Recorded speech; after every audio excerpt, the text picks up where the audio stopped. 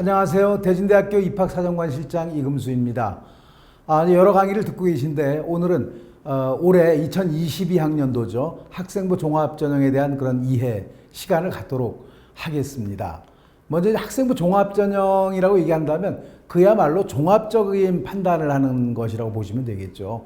물론 이제 그 코로나 팬데믹이 오고 나서 활동을 많이 못하다 보니까 내신 성적이 매우 중요해지긴 했지만 내신 성적만이 학업 역량이라고 볼 수가 없는 거거든요.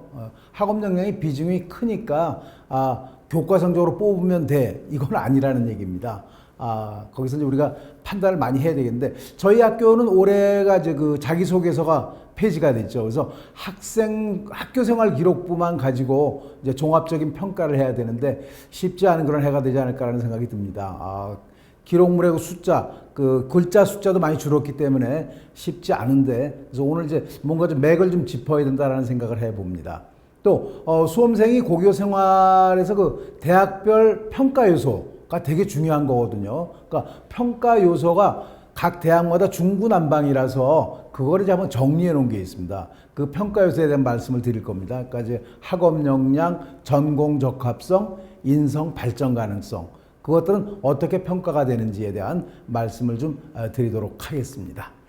자, 학생부 종합전형의 특징은요, 내신 성적이 높은 학생들이 많이 지원을 하죠. 물론 저희 학교는 그렇게 높은 학생들이 지원하는 것 같지는 않습니다. 4등급 중반 내에서 한 6등급 정도의 학생들이 지원을 하면 되는데요. 두 번째는 그 소신 지원하는 경향이 있습니다. 뭐 나중에 정시에 쓰면 돼, 뭐 이런 생각이 있는 것 같고요. 그 다음에 평가 요소가 대학별로 다르기 때문에 대학마다 준비하는 방법이 조금은 달라야 된다는 얘기고요.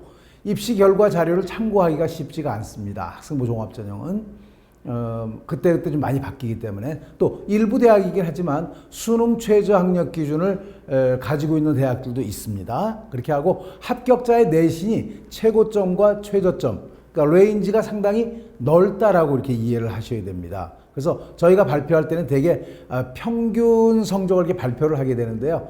또 대진대학교는 그렇지는 않습니다. 또 90%까지도 이렇게 발표를 한다, 이렇게 이해를 하시면 되겠습니다.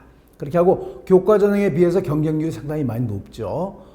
그렇지만 저희 학교는 오히려 교과 전형이 더 높은 것 같은 그런 느낌이 듭니다. 나중에 그래프를 통해서 보여드리도록 하겠습니다. 또 서울권에서 가장 모집 인원이 많은 전형이죠. 그러니까 최상위권 대학들을 가기 위해서는 학생부 종합전형을 반드시 준비를 해야 된다, 이렇게 얘기를 하면 되겠습니다.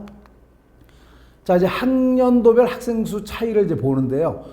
작년 같은 경우에는 한 5만 4천 명 정도가 줄었어요. 그러다 보니까 상당히 우리가 힘이 많이 들었습니다. 무슨 얘기냐면 수시하고 정시를 진행을 하는데 특히 정시 때 수험생이 별로 없어요. 그럴 정도로 학생들 모집하는데 상당히 힘이 많이 들었다라는 얘기입니다. 올해는 한 8,400명 정도가 지난해에 비해서는 좀 늘어나기 때문에 작년과 비슷하거나 조금 그런 리스크가 좀 적은 그런 해가 되지 않을까라는 생각이 들고요. 인서울이 한 17.3%를 뽑게 됩니다. 그러니까 최상위권 대학, 서울에 있는 대학을 가려면 적어도 전국에서 한 17, 8% 정도까지 돼야 끝선에 들어갈 수 있다고 이해를 하면 되고요. 또 서울 10개 대학, 상위권 대학이죠. 거기는 한 7.6%이기 때문에 상위 7, 8% 정도의 그 성적이나 활동력을 보여줘야만 합격 가능성이 있다고 말씀을 드리고요. 내년에는 또 많이 줍니다. 15,807명 정도가 줄 가능성이 있습니다. 그렇기 때문에 내년도 상당히 어려운 그런 시기가 되지 않을까라는 생각을 우리가 판단해 볼 수가 있겠습니다. 또 전반적으로 봤을 때 그 학생부 교과, 종합, 뭐 논술, 기타, 뭐 정시 이렇게 나눠 봤을 때 2021학년도하고 2022학년도는 전체적으로 봤을 때 크다는 변화가 없어요. 그렇지만 상위권 대학을 봤을 때는 상당히 학생부 종합전형이 줄어듭니다. 줄어들고 학생부 교과가 늘어납니다. 그렇게 하고 논술 좀 줄고요. 그래서 학생부 종합전형 줄고 논술 줄은 것이 결국은 교과나 정시 쪽으로 간다라는 얘기겠죠. 저희 학교도 마찬가지입니다. 종합전형이 많이 줄어요. 그렇게 해서 학생부 교과가 한 39% 정도가 되고요. 학생부 종합전형이 한 19% 정도 되고 정시가 좀 많이 늘어났습니다. 한 30% 정도가 돼요. 근데 정시에 학생들이 없는데 정시가 많이 늘어났다. 당면의 과제인가 아닌가 이런 생각을 해 봅니다. 자, 수시 모집 연도별 변화인데요. 저희는 이제 그 수시가 올해 보면은 이것도 좀 알아두시는 게 좋습니다. 65% 정도가 돼요. 그 정시가 한 35% 정도로 생각하시면 되겠고, 그 속에서 학생부 교과가 39%입니다. 그렇게 하고 학생부 종합이 한 19% 정도가 되고, 정시는 저희 학교는 35%입니다. 크게 봐서. 근데 실기를 뺀 순수한 정시로만 뽑는 것은 한 30%로 이해를 해 두셔야 된다라는 말씀을 드리겠습니다. 이건 이제 각 대학별로 나와 있는 건데, 건국대 보면 학생부 교과가 340명이죠. 종합전형이 829명, 논술이 435에서 수능 위주의 전형이 1359예요. 상당히 정시가 많이 늘은 그런 흔적들이 있죠. 특히 이제 16개 대학에서는 2023학년도까지 40%의 정시를 맞춰라라고 했는데 거의 올해 맞춰놨습니다. 그럴 정도이기 때문에, 또 일반적으로 상위권 대학을 준비하는 학생들은 학생부 교과나 종합만 준비해서는 안 된다라는 얘기죠. 수능 위주의 전형이 한 40% 된다라는 얘기는요, 수시에서 넘어오는 숫자까지 생각한다면 45% 이상이 되는 겁니다. 그 얘기는 정시의 거의 반 정도를 뽑는다고 생각을 해야 되기 때문에, 상위권 대학을 준비하는 학생들, 뭐 저희도 마찬가지지만, 저희도 2월 되는 인원까지 하면 35% 정도가 될 겁니다. 정시 일반 전형으로 봤을 때 그런 정도로 많이 뽑기 때문에 정시에 어떻게 보면 손을 놔서는 안 된다. 나는 수능 최저가 없는 뭐 학생부 교과를 준비해요, 종합전형을 준비해요. 그렇게 하지만 만약에 떨어지면 어떡할 겁니까? 결국은 정시에 못 간다라는 얘기죠. 그래서 뭐 최선의 준비를 다 할 필요가 있다. 힘이 들지만. 그래서 지금 현재 전형이 가는 방향을 보면은 과연 이게 수험생들을 좀 부담을 덜어준 거냐? 저는 그렇지 않다라고 생각합니다. 오히려 수능 위주 전형이 많이 늘다 보니까 학원도 좀 많이 다녀야 되고요. 그런 상황이라서 수험생이 더 힘들지 않은가 하는 생각을 많이 해봅니다. 그러니까 나머지 대학들은 이제 한번 정리를 해서 보시면 될 것 같고요. 15개 대학 선발 비율을 보시면 아까 말씀드린 대로 15개 대학을 봤을 때 학생부 교과는 한 1,600명 정도가 늘어납니다. 그러니까 상위권 학생들도 나는 상위권 대학 가기 때문에 종합만 준비하면 돼. 이게 아니죠. 지역균형 전형이라는 학교장 추천 전형이 거의 10%씩 뽑기 때문에 교과 전형 준비해야 됩니다. 특히 활동이 좀 부족한 그런 학생들은 교과 전형, 그 추천 인원도 제한돼 있죠. 교과 관리 철저하게 해서 교과 전형까지도 신경을 써야 되는 거예요. 그래서 종합 전형이 많이 줄었어요. 3,989명 정도가 줄었습니다. 거의 4,000명이 줄은 거죠. 그렇다라는 얘기는, 종합 전형이 많이 줄었다라는 얘기는 종합 전형의 경쟁률이 올라갈 수밖에 없습니다. 경쟁률이 올라간다라는 얘기는 합격 점수 자체가 예년에 비해서 상당히 올라갈 가능성이 높다라는 얘기죠. 또 수능 위주의 전형이 한 4,000명 늘었어요. 3,960명. 아까 말씀드린 대로 수시 위주의 준비만 해서는 안 된다라는 말씀을 드립니다. 상위권 대학을 가려면, 물론 저희 대학에 대한 얘기는 아니지만 그래도 이런 상식은 가지고 있어야 된다는 말씀을 드립니다. 그래서 결국은 그 학생부 종합전형하고 논술에서 인원을 빼가지고 교과하고 수능 쪽으로 보낸 겁니다. 그러다 보니까는 종합전형과 논술은 경쟁률이 많이 높아지겠고 또 점수도 많이 높아질 가능성이 있고요. 학생부 교과는 좀 그 예년의 성적보다는 낮아질 가능성이 있습니다. 또 정시 인원도 늘었기 때문에 정시도 합격점이 조금 낮아지지 않을까라는 생각을 해보고 있습니다. 자, 이제 종합전형의 주요 변경사항 올해요. 학교장 추천 전형인 지역균형 인재 전형으로 많이 변했는데요. 건국대학교 학교 추천 전형이, 또 경희대 고교 연계 전형, 또 연세대 면접형, 동국대 학교장 추천 전형, 이런 것들은 예년에는 사실상 학생부 종합 전형이었습니다. 근데 인원이 뺄 데가 없으니까 이런 것을 뽑아서 지역균형 인재 전형으로 변형을 시킨 겁니다. 그러다 보니까 종합 전형의 인원이 많이 줄게 되겠죠. 그런 상황이고 교과 전형으로 넘어갔기 때문에, 또 수능 최저 학력이 저희 학교는 없지만 기준이 신설된 그런 대학들이 있습니다. 경희대 네오르네상스 전형하고 아주대 아주 에이스 전형, 그다음에 연세대 활동 우수형 이런 것들이 이제 수능 최저 학력 기준이 신설이 됐는데요. 이제 대학 교수님들이 가리키시다 보니까 수능 최저 없이 뽑았었는데 가리키다 보니까 못 따라와. 뭐 그런 학생들이 있겠죠, 그죠? 그러다 보니까 내부 논란이 많았던 것 같습니다. 그러다 보니까 그래도 수능 최저라도 한번 걸러서 학생들을 뽑아야 제대로 된다라는 말씀드리고요. 그다음에 면접이 부활되는 전형은 중앙대 다빈치 인재 전형, 다빈치형 인재 전형이라고 볼 수가 있겠죠. 다빈치형 인재 전형에서 면접이 부활됐습니다.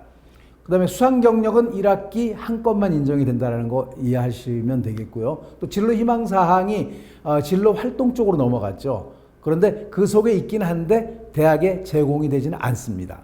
그러니까 우리가 전공 적합성이나 뭐 성장 잠재력 이런 것들을 좀 그전에는 체크하기 쉬웠었는데 이게 넘어갔기 때문에 발견하기가 쉽지 않습니다.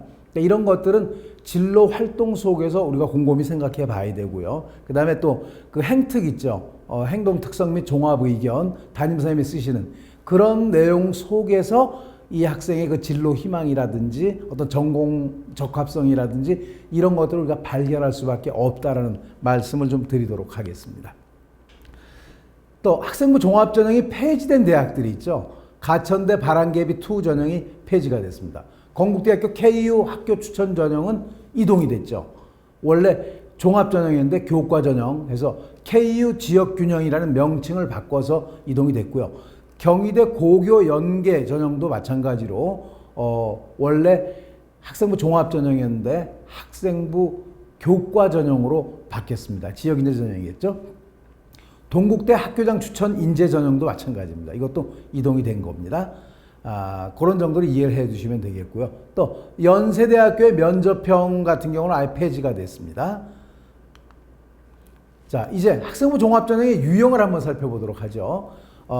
크게 봤을 때 유형은 서류 100%, 다른 거 안 본다는 거죠. 서류만 100% 보는 대학이 있고, 그 다음에 서류 100에다가 수능 최저가 있는 대학이 있고요. 또 저희 대학 같이 서류 1단계 서류에서 몇 배수 뽑고 2단계 면접으로 마무리 짓는 그런 거, 수능 최저는 없고요. 그 다음에 이제 1단계 서류 보고, 그 다음에 면접 2단계 보고 최저까지 보는 대학이 있습니다. 어떤 대학인지 한번 살펴보도록 하죠. 서류만 보는 대학들이 많이 있죠. 단국대, 서광대, 성균관대, 그다음에 뭐 숙명여대, 한성대, 한양대. 한양대는 철저하게 서류 100%라는 겁니다. 저기는 이제 다른 게 없죠. 수능 최저도 없고 2단계 면접도 없는 그런 상태라고 보시면 되겠고요. 또 이화여대와 홍익대는요. 서류 100%하고 수능 최저를 봅니다. 서류만 보긴 보는데 수능 최저 통과를 못하게 되면 아예 떨어진다라는 얘기겠죠. 또 단계별 전형을 하는 대학들이 있죠. 그러니까 위에 두 개는 어떻게 보면은 또 위에 두 개하고 맨 밑에 서류 1단계 면접 뭐 최저 이런 것들은 이제 일괄 합산 전형이 되겠죠. 저희처럼 단계별 전형을 하는 대학들 가천대, 가톨릭대, 건국대, 경기대, 광운대, 국민대, 대진대, 뭐 동국대 이런 대학들은 전부 다 1단계에서 몇 배수를 뽑고 2단계 면접으로서 마무리 짓는 그런 전형이라고 볼 수가 있겠습니다. 그 다음에 최저를 보는 대학이죠. 1단계 서류 보고 면접 보고 최저가 있는 대학들입니다. 고려대 학업 우수형, 경희대 네오르네상스, 연세대 활동 우수 전형은 면접도 있고 최저도 있다라고 이해를 하시면 되겠습니다. 자, 서류만 보는 대학들을 한번 정리를 해봤습니다. 쭉 수능 최저 학력 기준 대부분 없죠. 근데 이화여대 미래인재 전형은 서류 100%지만 수능 최저 학력 기준이 있다는 걸로 이해를 하시면 되겠고, 인원도 조금 늘었죠. 작년에 844명인데 879명으로 늘었습니다. 또 이제 보시면 되겠습니다. 이런 것들은. 또 서류 100인 대학들이 또 여러 가지가 있죠. 뭐 중앙대 탐구형 인재, 소프트웨어 인재라든가 한국외대 학생부 종합 서류형이라든가 쭉 서류만 100 보는 대학들이 있습니다. 한양대학교는 학생부 종합평가 100% 이렇게 돼 있고요. 홍익대 서울만 서류 100%인데 수능 최저가 있다. 수능 최저가 있는 대학들은 이화여대하고 홍익대 서울 이렇게 보시면 되겠습니다. 이것도 일괄 합산이죠. 서울대학교 전형인데 지역균형 선발 전형입니다. 단계별이 아니에요. 일괄 합산입니다. 서류 플러스 면접 시험을 보는 거죠. 2021학년도에 735명이었는데 2년도에 올해는 664명으로 좀 많이 줄었죠. 수능 최저 학력 기준이 있다는 특징이 있습니다. 단계별 전형, 뭐 가천대, 뭐 경기대, 경희대, 고려대 대부분 대학들이 단계별 전형을 실시를 합니다. 이것도 참고하시면 되겠고요. 또 대진대학교 학생부 종합전형, 우리 단계별 전형이죠. 1단계는 서류 100%, 작년까지는 서류가 학생부하고 자기소개서였어요. 근데 올해는 자기소개서가 없어졌습니다. 서류라고 하는 것은 학교생활 기록부만을 얘기합니다. 거기서 이제 모집 정원의 4배수를 뽑고요. 2단계는 이제 1단계 70%의 면접 30으로 이렇게 뽑게 되는 전형이 대진대학교 윈윈 대진 전형이라고 보시면 되겠습니다. 자, 그러면 이제 평가를 하는데 이건 대진대학교 평가라고 볼 수가 없고 일반적인 평가라고 보시면 되겠습니다. 지금 보시기에 A 학생과 B 학생 중에서 어떤 학생을 뽑고 싶나요? A 학생은 국수, 영, 사과 모두 1등급이고요. B 학생은 국어 2, 과학 2고 수학, 영어, 사회는 1등급인 그런 상태입니다. 등급만 봤을 때는 A 학생을 뽑고 싶죠. 그런데 저희가 이제 성적을 보면서 이렇게만 봐서는 안 된다라는 얘기입니다. 어떻게 보시냐면은 실제 원점수를 봤어요. 원점수 봤더니 그 A 학생의 국어는 89죠. B 학생은 87입니다. 그런데 1, 2등급이 갈렸고요. 과학도 A 학생은 94, B 학생은 93이죠. 1점 차이인데 1, 2등급이 됐어요. 그다음에 수학, 영어, 사회를 보시면 뭐 둘 다 1등급인데 B 학생은 수학, 영어, 사회가 거의 퍼펙트입니다. 100, 99, 100이죠. 근데 A 학생은 88, 91, 87입니다. A 학생은 어떻게 보면은 1등급에 겨우 모두 다 걸쳐 있는 그런 상황이 되고요. B 학생은 1등급 맞은 것들은 거의 탑이다. 또 2등급 맞은 것들은 1, 2점 정도밖에 차이가 없는 겁니다. 그렇다면 학업 역량으로 봤을 때 그냥 A 학생을 뽑아야 될까요? 그건 아니라는 거죠. 그렇다고 뭐 B 학생을 무조건 뽑는다는 것도 좀 그렇지만 항상 학업 역량을 이제 체크를 하실 때 등급만 가지고 뽑아서는 안 된다라는 얘기죠. 그 학생의 원점수는 어떤 상황인지를 좀 파악하시고 상대적으로 어떤 학생을 뽑아야 될지 고민을 하셔야 된다는 말씀을 드릴 수 있습니다. 자, 영어를 잘하는 학생, 위의 학생과 아래 학생을 보세요. 어떤 학생이 그 영어를 잘하는 학생일까요? 위의 학생은 영어 1을 보니까 원점수 88점 맞았고 과목 평균이 52.4고 표준 편차가 25.5고 1등급입니다. 그 다음 아래 학생은 심화 영어 회화인데 단위수가 2단위고 99점이 원점수예요. 근데 평균이 96.4, 표준 편차가 3.8인데 4등급을 맞아놨습니다. 어떤 학생이 영어를 잘하는 학생일까요?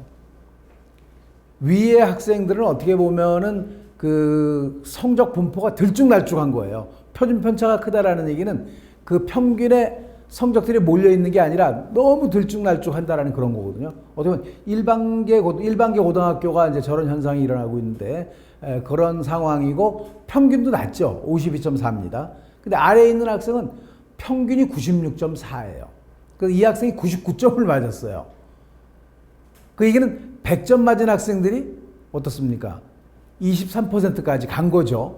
그런 상황이고 나머지 이제 99점은 1점을 이제 잘린 거예요. 그런데 보니까 표준 편차가 3.8이죠. 이 얘기는 거의 96.4에 몰려 있다라는 얘기입니다. 그렇기 때문에 아래에 있는 학생을 학업 역량이 모자란다고 생각해서는 안 된다는 얘기죠. 어떻게 보면 아래에 있는 학생은 특목고나 자사고일 가능성이 매우 높아요. 그런 아이들만이 시험을 보게 되니까 평균도 높고 또 점수를 많이 받았음에도 불구하고 등급이 좀 덜 좋지만 이것을 파악할 줄 알아야 된다는 얘기죠. 그래서 일반계와 차별화라는 그런 말씀이 아니고, 그러니까 이해가 어떨까? 그 표준 편차를 보니까 너무 큰데, 이런 얘기들은, 이건 뭐 이렇게 특목고나 자사고, 뭐 외고 이런 데는 아니구나. 이렇게 파악하시면 되고요. 표준 편차가 좀 작다. 그렇다면, 특수한 아이들이 몰려있는 그런 학교구나. 라고 이해를 하셔서, 평가를 하셔야 된다는 말씀을 좀 드리겠습니다. 자, 이것은 이제 2020학년도인데요. 요즘에 이렇게까지 나와요. 교육연구정보원에서 파악을 한 겁니다. 그래서 인문계 보시면 81,598명, 그다음에 자연계는 거의 97,704개의 데이터죠. 데이터를 가지고 각 등급마다 그 합격하는 합격률을 한번 조사를 해본 거예요. 그래서 1에서 1.3등급까지는 60% 정도 종합전형이 합격을 하고요. 1.3을 넘어서 1.5까지는 44.5 이렇게 해서 이제 아주 전부적인 통계는 아니지만 보통 학생들이 한 3에서 3.5등급 정도까지 가면 합격률이 한 20% 정도가 되는구나 이렇게 이해를 하시면 되는 거고요.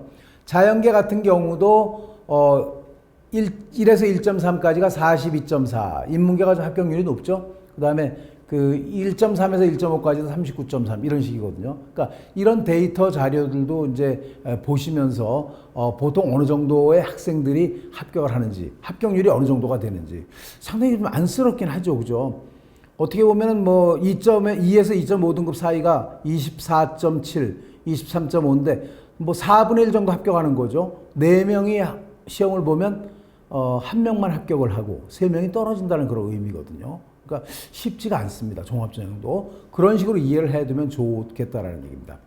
그렇게 하고 요즘에 대학은 어떤 식으로 이제 결과를 발표하는지 한번 보시죠. 이것은 경희대 네오르네상스 전형입니다.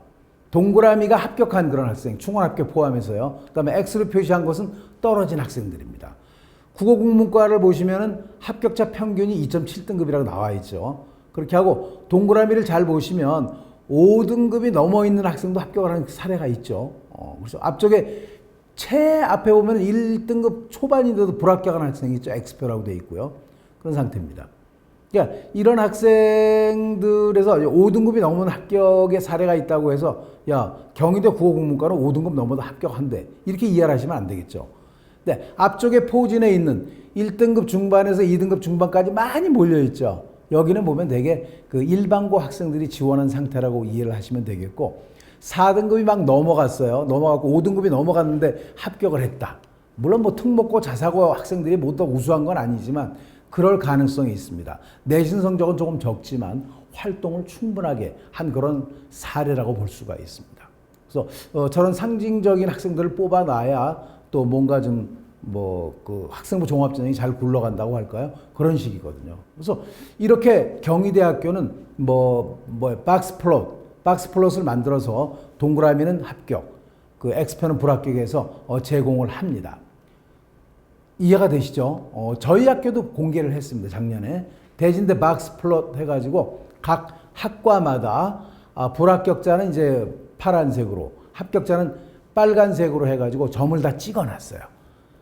그러다 보시면 이제 등급이 낮음에도 불구하고 합격한 그런 사례도 있고요. 또 등급이 상당히 좋은데도 불구하고 불합격한 그런 사례들도 있습니다. 이것을 보면서 어떤 분포인지, 그죠? 합격한 학생들이 우리 대진대학교는 어떤 분포를 가지고 있는지 한번 확인해 볼 수가 있습니다.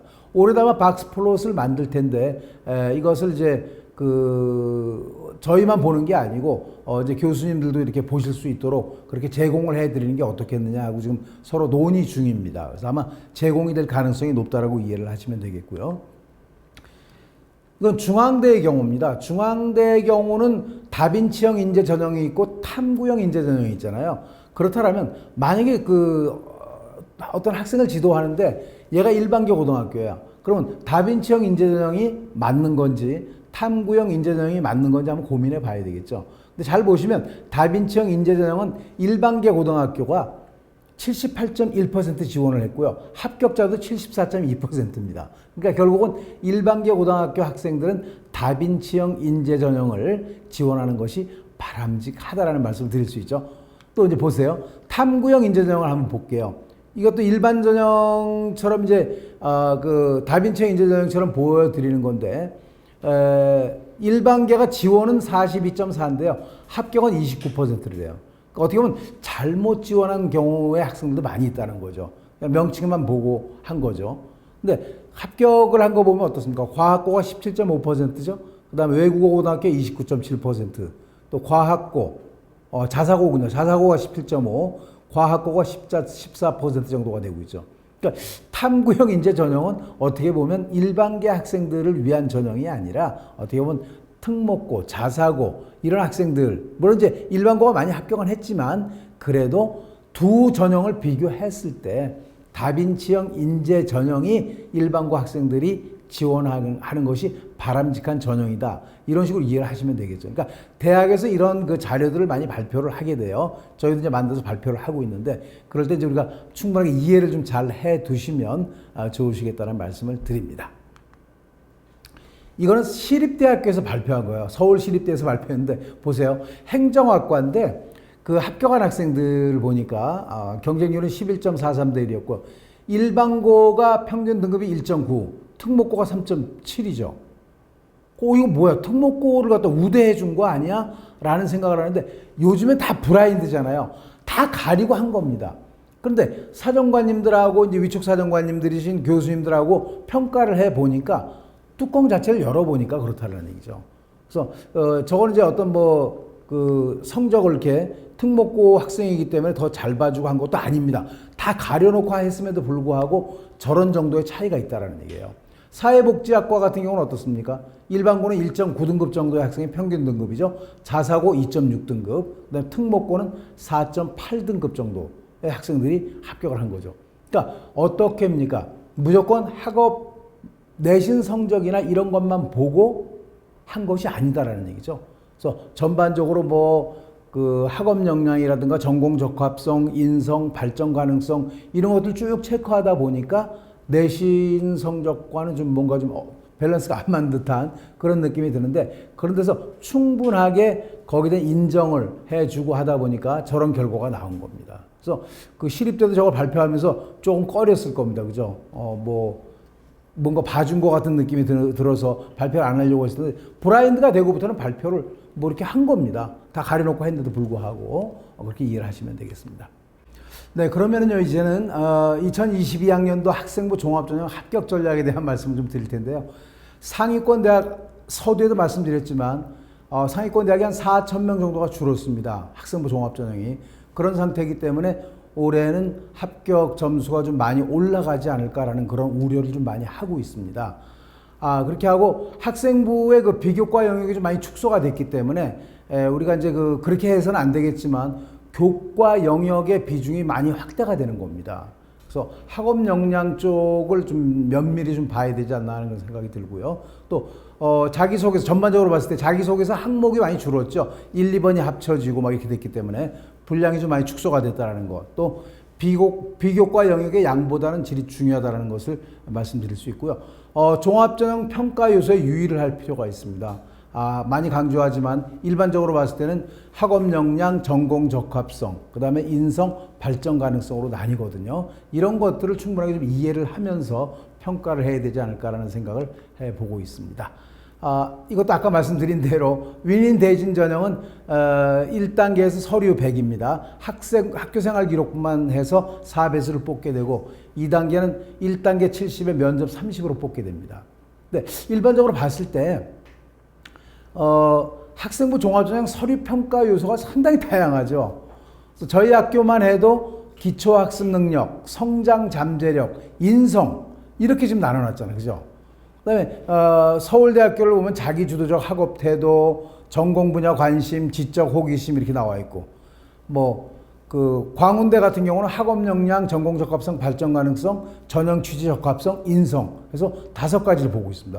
이와 같이 대학들이 평가 요소가 너무너무 다르기 때문에 일반적으로 우리가 좀 알아둬야 될 부분은 6개 대학에서 만들어 놓은 기준, 표준이라고 할까요? 그런 정도를 이해하시는 것이 바람직해 보입니다. 우리 학교는 물론 기초학습 능력, 성장 잠재력, 인성으로 나눠졌는데 이런 평가 요소 안에 평가 항목이라든가 세부 평가 내용 이런 것들을 이제 나중에 한번 보여드릴게요.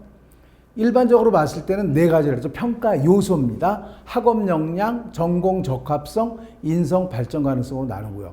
학업 역량 속에서 평가 항목이 있죠. 학업 성취도, 학업 태도와 학업 의지, 탐구 활동 이렇게 돼 있는 거거든요.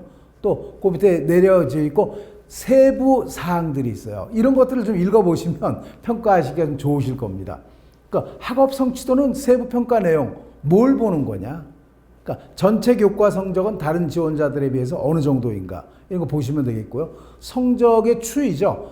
유지하고 있는지 상승하고 있는지 하락하고 있는지 그런 얘기고, 또 대학 수학에 필요한 기본 과목을 잘 들었는가, 또 유난히 소홀한 과목을 보인 것은 없는가, 또 희망 전공과 관련해서 도전적인 과제나 과목을 이수하기 위해서 어떤 노력을 했는가, 이런 내용들을 가지고 저희는 평가를 해야 된다는 얘기입니다. 학업 성취도에는. 또 학업 태도와 학업 의지는 사실상 세특이죠. 세부 능력 특기 사항에 많이 나와 있는데, 세부 평가 내용을 한번 볼게요. 새로운 지식을 획득하기 위해 자기 주도적인 태도로 노력하고 있는가. 저런 내용들이 생활기록부에 써져 있다라면 높이 평가하시면 되는 겁니다. 아시겠죠? 또 교과 활동을 통해서 지식의 폭을 확장하고, 그러니까 이제 수업 시간에 뭐가 꽂혀가지고 뭐 독서까지 활용이 됐고, 또 그 다음에 동아리 활동도 했고, 또 전폭적으로 이제 나중에 그 수상 경력까지 있는 그런 것들이 어떻게 보면 좋은 그런 상황이라고 볼 수가 있겠죠. 그러니까 교과 활동을 통해서 어떤 호기심을 가지고 확장하려고 하는 노력이 있었는지를 보시면 되겠고요. 또 탐구 능력은 어떤 그 탐구 활동에서 적극적으로 참여하고 어떤 결과물을, 창의적인 결과물을 산출했는지, 또 성공적인 학업 생활을 위해서 적극적인 탐구이자 호기심을 가지고 있는가, 이런 거거든요. 그러니까 학업 역량을 보시면서 뭐 성적도 보시지만 학업 태도와 학업 의지도 보셔야 되고, 또 탐구 능력까지도 보셔야 학업 역량이다 라고 이해를 하시면 되겠죠. 아시겠죠? 두 번째는 전공 적합성입니다. 마찬가지로 세 가지 평가 항목이 있죠. 이렇습니다. 평가 항목은 전공 관련 교과목 이수 및 성취도, 또 전공에 대한 관심과 이해, 전공 관련 활동과 경험. 그러니까 쭉 한번 읽어보셔야 될 것이 평가 요소, 그 아래 평가 항목이 무엇이 있는지, 또 평가 항목 아래 세부 평가 내용은 어떤 걸 보시는지를 보시면 되겠습니다. 지원 전공 또는 계열과 관련된 과목을 어느 정도 이수를 했는지 보셔야 되겠죠. 학생부 종합전형이다 보니까 요즘은 이제 진로 선택 과목도 있잖아요, 그죠? 일반 선택도 있지만 진로 선택이 있기 때문에 그와 관련된 것을 어느 정도 이수를 했는지 보셔야 되고, 또 진로 선택이나 이런 거 선택을 했을 때 스스로 선택한 것인지 아닌지 보셔야 되고요. 아까 잠깐 예를 들었었는데 뭐 이수 단위라든지 수강자 수, 원점수, 평균, 표준 편차를 좀 보셔야 된다는 얘기예요. 그다음에 두 번째는 이제 평가 항목 두 번째, 전공에 대한 관심과 이해죠. 정말 전공에 대한 어떤 관심이 생겼던 그런 내용들이 있는가. 물론 이제 동아리 활동이나 이런 걸 보시면 되겠죠. 약간 전공에 관련된 그런 활동들을 했는지, 또 거기서 어떤 주도적인 그 역할을 했는지, 이런 것들을 보시면 된다는 거죠. 또 전공과 관련돼 있는 활동과 경험, 이것도 조금 전에 말씀드린 대로 동아리와 좀 관련된 거겠죠. 지원 전공과 관련돼 있는 교과 관련 활동, 뭐 세부 능력 및 특기 사항이라든지 수상 등이 있는지, 또 지원 전공이나 계열에 관련된 창의적인 체험 활동이 있는지, 또 거기에 관련된 독서가 있는지, 또 적절한 수준인지, 이런 것들을 보시면 전공 적합성에 해당이 된다고 볼 수 있어요. 저희는 이제 성장 잠재라고 묶어놨는데 그것 자체가 전공 적합성하고 발전 가능성을 묶어놓은 것이라고 이렇게 이해를 하시면 되겠습니다. 처음엔 기초학습 능력이라고 얘기를 했죠. 그걸 이제 학업 역량으로 보시면 되겠고, 두 번째 성장 잠재력 같은 경우는 전공 적합성하고 발전 가능성을 묶어놓은 것이라고 이렇게 이해를 하시면 되겠다라고 말씀드릴 수 있습니다. 자, 그 다음에 인성이 있죠. 인성도 평가 항목이 상당히 많습니다. 그죠? 소통 능력, 도덕성, 성실성, 나눔과 배려, 협업 능력. 별로 평가할 게 없는 것처럼 보였지만 상당히 많이 있죠. 소통 능력 같은 경우는 새로운 지식이나 사고방식에 대해서 열린 마음으로 적극적으로 받아들이고 있는가 하는 거죠. 그 다음 도덕성은 내가 이제 규칙과 규정을 준수하고 내가 좀 불리한 그런 경우에라도 이를 지키기 위해서 노력한 그런 흔적이 있는가. 그럼 도덕성으로 평가하시면 돼요. 인성이 괜찮은 학생이구나. 성실성 같은 경우는 되게 출결사항이죠. 출결사항에서 많이 발생을 하게 되죠. 뭐 결석이 아주 빈번한다든지, 이런 뭐 학폭이 있었다든지, 이런 상황들은 별로 좋은 상황은 아니겠죠. 그러니까 그렇더라도 이제 많이 아팠던 경우도 있거든요. 그러니까 어려운 상황이 발생해도 일관된 모습으로 최선의 노력을 기울이는 경험이 있는가. 또 아래 나와 있듯이 출결 상황이나 단체 활동 참여에 책임감 있게 수행하고 있는지 이런 것들을 세부 평가 내용에서 보시면 성실성 있는 학생으로 평가하시면 되는 것이죠. 나눔과 배려 같은 경우에는 그 봉사 활동을 보시면 되겠죠. 봉사 활동을 통해서 어떻게 좀 꾸준하게 지속적으로 나눔을 생활화하고 있는지, 또 학교 생활에서 타인을 배려한 본보기로 언급되거나 모범이 된 사례가 있는지 이런 것들 받으시면 되는 거죠. 또 협업 능력 대단히 중요하죠. 협업 능력을 이제 공동 수상 같은 경우 있잖아요. 수상 경력에서 공동 수상한 경우를 유심히 보실 필요가 있어요.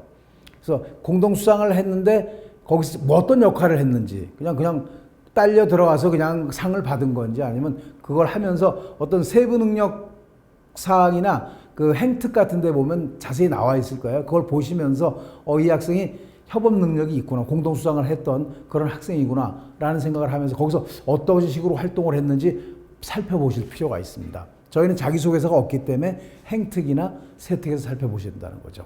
그래서 성실성 같은 경우는 생활기록부에서 출결사항 위주로 보시면 되고, 나눔과 배려는 봉사활동 어떻게 했는지 보시면 되고요. 협업 능력은 이제 공동 수상 같은 것이 있는지 이렇게 보시면 되고, 소통 능력은 다 아시는 거고, 그죠? 도덕성 보시면 되겠고요. 뭐 이런 식으로 평가가 되는 겁니다. 그래서 세부 평가 내용을 한번 쭉 몇 번 읽어보시면 인성은 이런 것들을 평가하면 되겠구나 하는 생각을 가지실 수가 있겠죠. 또 저희 학교 내용을 또 알려드릴게요. 마지막으로 이제 발전 가능성입니다. 발전 가능성, 이것도 다 4가지의 평가 항목이 있죠. 평가 요소가 발전 가능성이고, 평가 항목은 자기 주도성, 창의적 문제 해결 능력, 그 다음에 경험의 다양성, 리더십입니다. 자기 주도성은요, 기존에 경험한 내용을 바탕으로 스스로 외연을 확장하려고 하는 노력을 했는가. 저런 내용들이 쓰여져 있다면 이 학생은 좀 자기 주도적인 겁니다. 그러니까 또 어떤 활동을 했는데 그냥 했다 이런 것보다는 뭔가 주도적으로 한 그런 흔적들이 있을 겁니다. 그걸 평가해 주시면 되겠고요. 발전 가능성에서 창의적 문제 해결 능력이죠. 교내 활동 과정에서 나타나는 문제점을 적극적으로 해결하기 위해서 노력을 했는가, 이런 내용들이 나와 있을 가능성이 있어요. 또 경험의 다양성은요, 꼭 전공과 관련된 그런 활동이 아니더라도 뭐 다양한 경험을 하면서 어떤 베이스를 마련한다고 보시면 되겠죠. 다양한 경험을 했는지, 또 독서 활동을 통해서 다양한 영역에서 지식과 문화적 소양을 쌓았는지, 또 예체능 영역에서 적극적으로 성실하게 참여하였는가, 이런 것들을 이제 경험의 다양성에서 보시면 되겠습니다. 꼭 전공과 꼭 관련된 활동만을 평가하지 마시고요. 또 다양하게 했으면 그 나름대로 평가를 해 주셔야 된다는 겁니다. 리더십 마찬가지죠. 학생의 동아리 등 학생 주도 활동에서 역할을 수행한 경험이 있는지, 또 구성원의 화합과 단결을 이끌어가기 위한 구체적인 행동 경험이 있는지, 이런 것들을 보시면 되겠죠. 그래서 아까 말씀드린 대로 저희 학교는 성장 잠재력이 전공 적합성하고 발전 가능성을 묶어놓은 것이다, 이렇게 생각을 해 주시면 되고요. 나머지는 기초학습 능력은 학업 역량으로 보시면 되고, 뭐 인성은 인성 그대로 보시면 되고요. 아시겠죠? 또 저희 대학교를 한번 보시죠. 그러면 저희 대학교 서류평가입니다. 보시면은 평가 요소가요, 기초학습 능력 40%, 성장 잠재력 30%, 인성 30%로 되어 있는 그런 상황이 되겠죠. 그런 상황에서 기초학습 능력을 잘 보시면 이건 학업 역량으로 보시면 됩니다. 그죠? 어떻게 평가 항목 및 세부 평가 내용을 보시면 교과 학업 성취도 있죠. 전체 성적은 어떤지, 또 지원 계열 학과와 관련돼 있는 성적이죠. 뭐 자연계나 공대 같은 경우는 수학 성적이나 과학 성적을 이렇게 좀 보시면 되겠죠.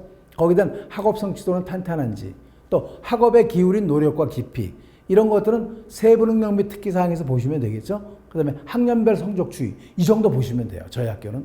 그리고 생활기록부에서는 4번 항목과 8번 항목을 잘 보시면 됩니다. 수상 경력에서 교과 관련돼 있는, 또 전공과 관련돼 있는 그런 교과의 수상 경력이 있는지 보시면 되고요. 또 8번 보셔야 되겠죠. 교과 학습 발달 상황에서 내신 성적만 보지 마시고, 그것도 충분히 보셔야 되겠지만 세부 능력 및 특기 사항, 이런 내용들을 좀 잘 보실 필요가 있다는 말씀을 드릴 수 있습니다. 이해가 되시죠? 그죠? 그러니까 기초학습 능력이 40%다. 그러면 교과 학업 성취도, 학업에 기울인 노력과 깊이, 학년별 성적 추이를 보는 것이다. 대개 4번과 8번 항목을 보면서 평가를 하시면 좋겠다라는 말씀을 드리는 겁니다. 성장 잠재력 30%죠. 자, 이건 이제 학업 및 계열, 학과와 관련된 흥미와 열정이 있는지. 그러니까 지금 어떤 겁니다. 전공 적합성이라고 볼 수가 있겠죠. 그러니까 무조건 전공이 아니라 좀 넓게 보시면 돼요. 자연계열, 공학 계열 이런 식으로 보시면 됩니다. 그렇게 활동들, 거기에 관련되어 있는 활동들이 있는지 이런 것도 좀 잘 보시면 되겠다는 얘기고요. 또 거기에서 활동의 주도성, 일관성 있죠. 저런 것도 발전 가능성과 관련되어 있는 거겠죠. 얼마큼 주도적으로 활동을 했는지. 또 뭐 봉사활동이나 이런 것들로 봤을 때 일관성, 그죠? 뭔가 방향성이 좀 잘 맞는지 이런 것들을 좀 봐주시면 좋겠다라는 말씀을 드릴 수가 있고요. 또 활동과 지원 전공의 연관성을 좀 보시면 좋겠습니다. 꼭 전공이 아니라 좀 계열 크게 보셔요. 그 다음에 경험의 다양성, 심층성이죠. 이런 것도 보시면 됩니다. 학교생활 기록부로 봤을 때는 4번 수상 경력을 좀 유심히 볼 필요가 있어요. 수상 경력도 유심히 보셔야 될 것이 이제는 학기별로 하나씩만 상을 이렇게 줄 수가 있잖아. 그죠? 그런 상황이 되기 때문에 수상 경력을 잘 볼 필요가 있습니다. 그 다음에 7번 창의적 체험 활동 중에서 자율활동, 진로활동, 동아리 활동을 잘 보시면 돼요. 뭐 자율활동은 뭐 학급에서 무슨 꼭 뭐라 그럴까 어떤 간부를 맡고 이것이 아니더라도 뭔가 자기 주도적으로 활동한 그런 내용이 있어. 학습부장을 하더라도요. 뭐 그런 내용들을 자기 주도적으로 했는지, 뭐 꾸준하게 일관적으로 했는지 이런 거 보시면 되고요. 그다음에 동아리 활동 같은 경우에는 뭐 전공과 관련되어 있는 또 계열과 관련되어 있는 동아리 활동을 잘 했는지 또 그 속에서 자기 주도적으로 활동을 많이 했는지 하는 거 보시면 되고요. 또 세부 능력 및 특기사항은 교과 담임 선생님들이 써주시는 거죠. 그걸 이제 쭉 읽으시다 보면 이 학생이 성장 잠재력, 즉 전공 적합성하고 발전 가능성이 있는지를 느끼실 수가 있어요. 그러니까 8번을 좀 유심히 보셔야 된다는 얘기고 9번 독서 활동도 마찬가지죠. 독서 활동도 이제 뭐 특기사항 같은 걸 쓸 수는 없지만 그래도 이제 어느 정도 깊이 있는 책을 읽었는지 또 독서 활동이 점차적으로 진보가 됐는지 뭐 이런 얘기들 하고 또 10번 행동 특성 및 종합 의견 담임 선생님이 쓰시는 거죠. 이런 것들에서 성장 잠재력이 있는지 파악해 보시고 평가를 하셔야 된다는 얘기입니다. 학생부 종합전형은 어떻게 보면 상대평가라고 보실 수 있죠. 만약에 10명을 뽑는데 정말 잘했는데도 불구하고 떨어지는 수도 있습니다. 왜냐하면 앞에 학생들이 너무 잘했기 때문에 그런 경우도 있고 별로 잘 준비가 안 된 것 같은데 합격하는 경우도 있어요. 그 경우는 앞에 있는 학생들 자체가 좀 부실하게 준비를 한 그런 경우도 있거든요. 또 어떤 경우는 학생부 종합전형인데도 불구하고 학생부 교과보다도 성적이 높게 나오는 경우도 있습니다. 그 경우는 1학년 때부터 미리 준비를 많이 한 거죠. 성적부터 해가지고 활동까지 준비를 철저하게 하는 바람에 교과보다 높게 나오는 경우도 있어요. 그러니까 이제 성장 잠재력 30%는 저런 식으로 우리가 평가를 해주는 것이 바람직해 보인다라는 말씀을 드립니다. 나머지 인성 30%죠. 인성 30% 같은 경우는 이제 성실성 보시면 되고요. 아까도 설명을 드렸는데 성실성은 되게 출결사항, 그죠? 출결사항에서 좀 보시면 되겠고 타인 배려. 타인 배려는 창의적 체험 활동 중에서 봉사활동이죠. 봉사활동 쪽에서 타인 배려가 있었는지 좀 확인해 주시면 될 것 같은 생각이 듭니다. 또 자기 주도성도 창체 활동에서 있겠죠. 그 다음에 행동 특성 및 종합 의견. 저것은 담임 선생님이 적어주시는데 우리가 현재 추천서 같은 게 없잖아요. 그러니까 담임 선생님이 드리는 추천서라고 보시면 됩니다. 행동 특성 및 종합 의견을 유심히 보실 필요가 있어요. 그래서 그 평가하실 때 저 같은 경우는 그렇게 하는데 맨 처음에 행동 특성의 종합 평가를 먼저 봅니다. 이 학생이 전반적으로 어떤 학생인지 먼저 파악을 한다라는 얘기죠. 그렇게 하고 나서 평가 요소로 넘어가서 기초 학습 능력이 있는지, 성장 잠재력 어느 정도인지, 인성 어느 정도인지 이런 식으로 평가를 해 나간다는 말씀을 제가 드릴 수가 있겠습니다. 또 학생들이 이제 면접 준비를 하는 것은요, 학교 생활과 수업이 기본이다라고 학교에서 많이 가르칩니다. 그러니까 우리가 면접을 하더라도 학교 생활 제대로 했는지, 수업 시간을 제대로 참석도 하고 수업에 얼마나 충실했는지 이런 것들을 보시면 됩니다. 우리도 그런 식으로 준비를 하기 때문에 그다음에 일상생활이 그 실전 준비라는 얘기죠. 원서를 접수하고 난 다음에 면접을 준비하는 학생들이 비교적 많은데 그렇지 않고 미리미리 준비하는 학생들이 있어요. 그런 학생들은 뭔가 좀 깊이가 다르겠죠, 그죠? 이렇게 해서 우리도 평소에 학습하고 경험한 그런 내용들에 대해서 논리적으로 좀 말을 하고 생각을 좀 조리 있게 잘 말하는지 이런 것들에 대한 것을 이제 파악을 하시면 된다는 얘기죠. 그 다음에 이제 세 번째는 이 학생이 잘 듣는지를 잘 보시면 됩니다. 엉뚱한 대답을 하는 경우가 상당히 많이 있거든요. 그래서 일단 그 문제 파악을 제대로 하는지에 대한 평가를 먼저 하시면 되겠습니다. 문제 파악이 잘 됐고 그 사항 내용들을 뭔가 좀 논리적으로 또 좀 창의적으로 대답을 하는 그런 준비가 잘 되어 있는지 이런 식으로 우리가 면접 같은 경우는 이제 준비를 하시면 될 거다라는 말씀을 드립니다. 자, 이제 우리 작년의 결과를 한번 살펴보도록 하죠. 학생부 우수자 전형하고 위민 대진 전형인데요. 영어 영문과 같은 경우는 등록 평균은 4.78입니다. 근데 저희 학교는 등록 90%를 발표한다고 얘기했죠. 5.64 등급이 90%입니다. 위민 대진 전형은 어떻습니까? 5.34 등급이 등록 평균이죠. 그 다음에 등록 90%가 6.14 등급입니다.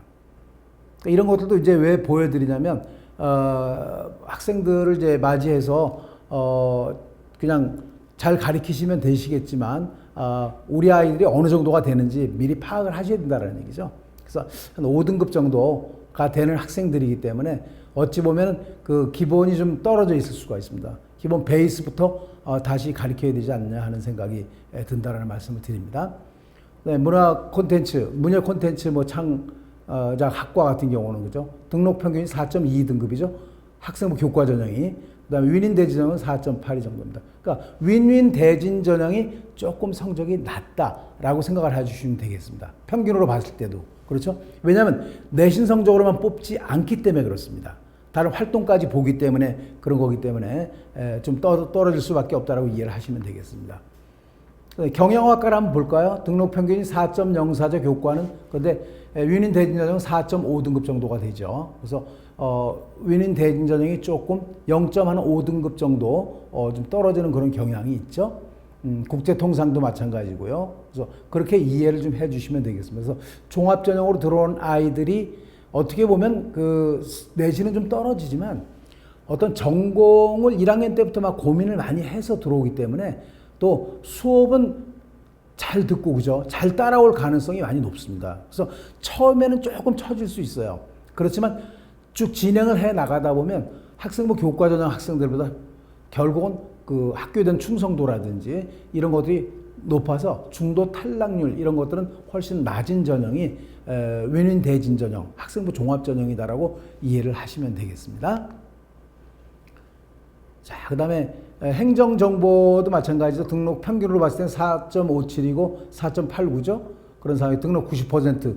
저희 이제 90%까지 다 줘요. 왜냐하면 원래 윈윈 대진 전형은 성적만 가지고 뽑는 게 아니기 때문에 등록 평균만 드리면 되는데 저희는 그 상당히 그 제공을 많이 하는 편입니다.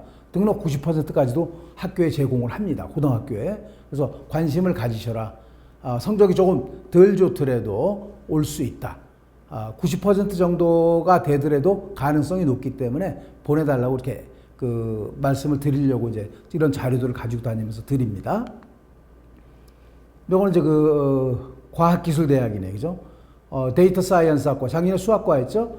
학생부 교과가 5.27, 그다음 윈윈이 5.56, 그러니까 90%가 5.73, 5.91이죠? 이런 정도고, 생명화학부가 좀 요즘에 보니까 인기가 좀 떨어졌죠, 그죠? 왜 그러냐면 그 약학인 전문대학원에서 좀 내려왔죠, 학과로. 그러다 보니까는 좀 인기가 좀 떨어지는 그런 경향이 좀 있는 것 같습니다. 간호학과는 어때요? 학생부 우수자 전형은 2.4등급 정도. 그래서 등록 90%가 2.89등급까지가 합격을 한 그런 사례가 있는데 윈윈 대진 전형은 3등급이 넘습니다. 3.25등급이고요. 등록 90%는 3.61등급까지 합격을 한 사례라고 볼 수가 있겠습니다. 이것도 찬찬히 좀 살펴보시면 좋을 것 같아요. 자, 여기도 쭉 보시면 전자공학과 등록 평균 4.38이죠. 학생부 교과가. 그 다음에 윈윈 대진 전형은 5.46, 정도가 됐네, 그죠? 그렇게 되고 90%는 5.14 대 6.55 등급. 그다음에 에너지공학부 신소재공학과의 학생 그 위민 대진 전형 같은 경우는 거의 7등급에 가까운 학생들 들어온 사례가 있네, 그죠? 거의 뒤를 밀려서 그런 사례입니다.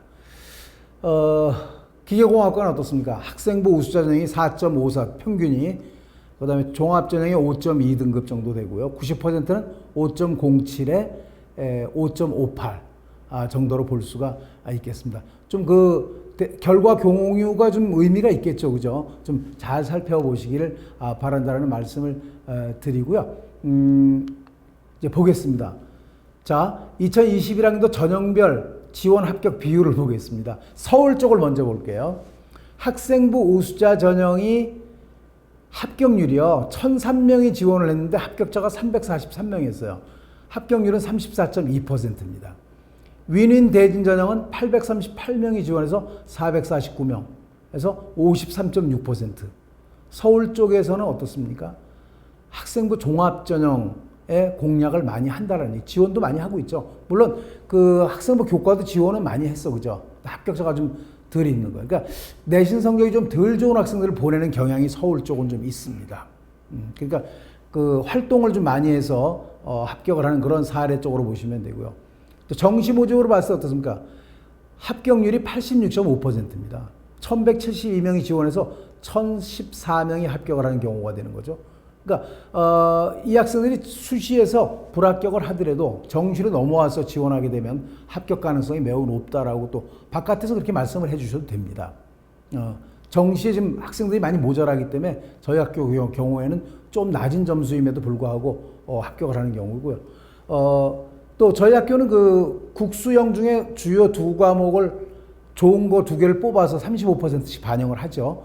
탐구 같은 경우도 한 과목만 반영을 합니다. 30% 반영을 하거든요. 그래서 어디가라는 그런데 물론 그 합격 성적 같은 게 나와 있는데 그거는 국수탐해서 성적이 나온 거기 때문에 그걸 가지고 지원을 시키면 안 된다라는 말씀도 좀 바깥에서 해주시면 좋을 것 같아요. 우리 학교는 우리 나름 특징대로 뽑고 있다라는 것. 이게 서울 상황이고요.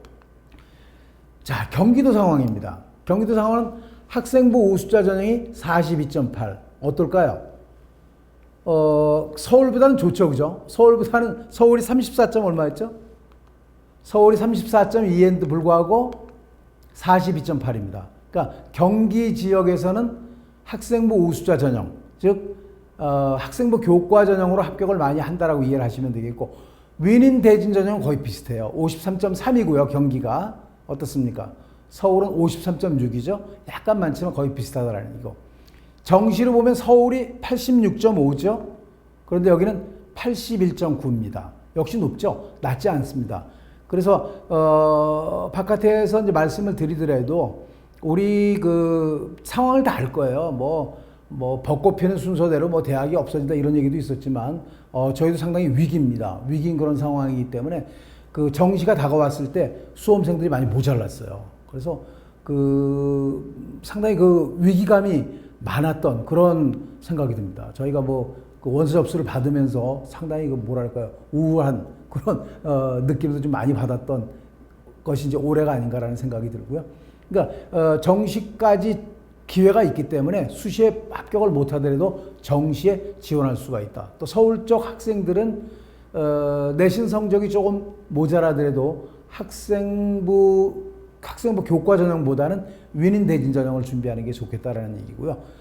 경기 지역은 둘 다 좋습니다. 그죠? 학생부 우수자 전형이나 윈윈 대진 전형 둘 다 지원해도 합격 가능성이 많이 높아진다. 또 경기는 어떻습니까?